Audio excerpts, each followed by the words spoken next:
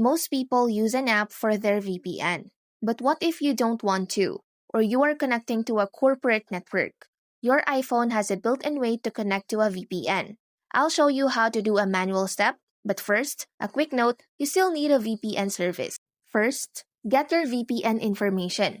You can't just create a VPN from scratch. You need the connection details from a VPN provider. Most services that offer manual setup will have this information on their website after you sign up.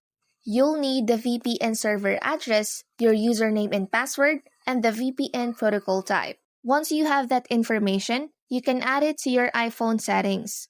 Go to Settings, General, scroll down and tap VPN and Device Management.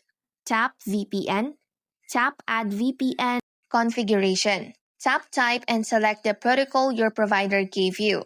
Go back and fill in all the details from your VPN provider, description, server, remote ID, etc.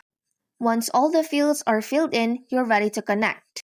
Tap Done in the top right to save the configuration.